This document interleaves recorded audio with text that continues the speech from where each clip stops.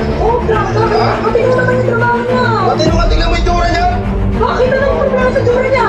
Pinag-aaral ka namin ng magandang eskwelahan dito sa Maynila. Tapos dahil ka pamatol? Hindi mo itsura. Complete ang trabaho din. Baka kinikita ng mo. May papakain kayo? Ha?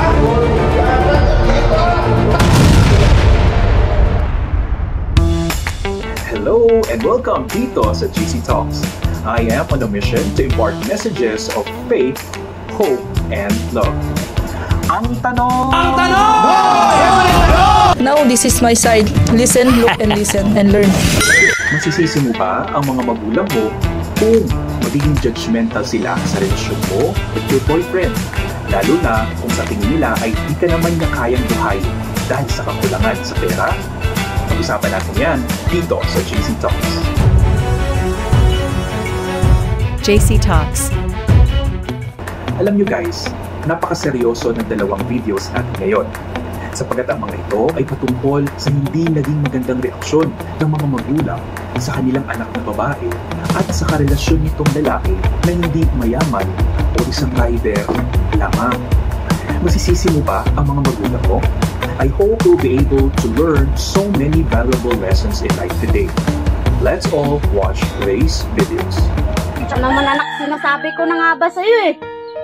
Nahanap to, problema to ngayon. Problema talaga to ngayon dahil yung anak ko lapas tamang edad yan. Kasi nangingibabaw yung pag-ibig na yan. Papatol ka dyan, tingnan mo naman yung ulam niya, no? Uy, grabe ka naman, nilalait mo naman yung pagkain namin, oh.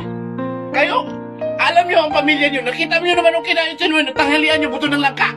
Ano yung ipapabla mo yan, nak? Yan ba yung nag-aaral ka? Mag-aaral ka, tapos ito yung magiging buhay mo?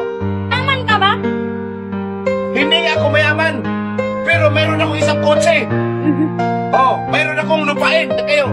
Huwag mo naman malitin yung pagkain namin, oh. Dadalan kita sa bahay. Hinahanap ka ng mama mo, kailan umuwi tayo. Hindi po pwedeng ipagpipilitan yung gusto mo. Sumama ka sa akin. Pigilan mo. Nagmamahalan kayo ni Alan? Paano may dudulot yan sa pagmamahalan ninyo? Tingnan mo naman ang sitwasyon. Nakikita mo naman ang sitwasyon. Grabe ka naman, para ka naman hindi dumaan sa pagkain lab eh. Oo nga eh. Yung pagkainlab. Magkainlab sa tuyo at sa kabuto ng langka. Yan ang magiging buhay ng anak ko dito. Pagkain namin, grabe ka naman. Ano Oo, pagkain nga. sa inyo, ginto? Oo nga, pero hindi pwedeng dyan na lang yung anak ko. Hindi pwedeng manatili ang anak ko dito. Tara na na. Hindi pwedeng... Anong mahal? Anong mahal? Oh, ikaw lalaki dyan ka na. Pinatulan mo yan? Oh, matino naman yung trabaho niya. Matino ka, tingnan mo yung tsura niya. Bakit na lang problema sa tsura niya? Pinag-aaral ka namin ng magandang eskwelahan dito sa Maynila. Tapos dahil ka pamatol? Hindi mo itsura. Complete ang trabaho din. Baka kinikita ng movie. Bakit naman sa trabaho? May papakain kayo? Ha? Dadas ka ba? Tanda na ako! Bakit mo ako kinukontrol? Tingnan mo nga yung tsura ng... Gusto mo bang susunod ko na ko din? Tingnan mo yan! Tanda na ako! Gusto mo kaya! Grabe ang reaksyon ng mga magulang, no? Kung ikaw ang nasa kalagayan nila, ano ang gagawin mo? Alam ninyo mga kato, to my personal point of view, hindi mo masisisi ang mga magulang kung nag-aalala sila para sa iyong kinabukasan. Lalo na kung nakikita nilang walang kasiguraduhan o malabo ang estadong nananalapi ng iyong karelasyon. Karaniwan, gusto lang nilang masigurado na magiging maayos at maginhawa ang buhay mo, hindi ba? Bilang magulang, likas sa kanila ang mag-alala at magnais ng isang magandang buhay para sa iyo. Sino pang may ayaw nun? At kasama na rito ang aspektong pinansyal. Alam nilang mahalaga ang pera para sa seguridad, pangangailangan, at maayos na pamumuhay. Kaya't maaaring hindi nila kaagad matanggap ang isang karelasyong walang sapat na kita o matatag na trabaho. Alam niyo mga kato, kung ikaw ay nasa ganitong sitwasyon, ito ang maipapayo ko sa iyo. Una, kaunting pangunawa sa mga magulang. Sa halip na magaling o magtampo, subukan mong intindihin ang kanilang panig. Sila ay nanggagaling sa pagmamahal at pag-aalala.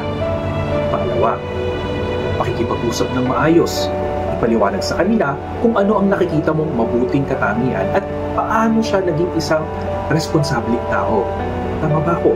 Ipaunawa mo rin na hindi lamang pera ang batayan ng isang masayang relasyon, kundi ang sipag, tiyaga, at pagmamahalan. Pangatlo, patunayan sa gawa, hindi lang sa salita. Kung siya ay porsigido, maaaring patunayan niya ito sa pamamagitan ng paghahanap ng trabaho o pagsisikap sa negosyo o pagpapakita ng kanyang determinasyon sa buhay. Kapag nakita ng mga magulang mo na may pangarap at ginagawa niya ang lahat upang umunlad, maaaring lumambot na ang kanilang mga puso. Pang-apat, pagpapakita ng maturity sa relasyon. Ang isang matatag na relasyon ay hindi lang puro emosyon, kundi may kasamang pagpaplano sa hinaharap. Maaaring gumawa kayo ng plano kung paano ninyo itatatag ang inyong mga buhay nang hindi kayo umaasa sa iba. At panglima at ang panghuli, isama mo ang Diyos sa sentro ng inyong relasyon. Dahil ang isang matibay na relasyon ay ang Diyos ang nasa sentro at ang pundasyon nito. Ang sabi nga sa atin ng Bible ay ganito, sa Efeso 6:1, mga anak, sundin ninyo ang inyong mga magulang, alang-alang sa Panginoon, sapagkat ito ang nararapat.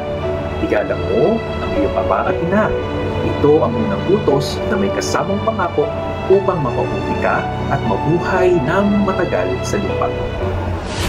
Mga katok, I am really interested to see and read your reactions and comments. Thank you all for watching. Please like, share, and follow our Facebook, TikTok, Instagram, and YouTube page.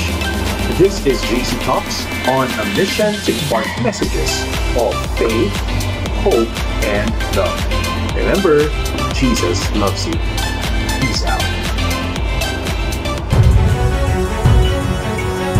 JC Talks.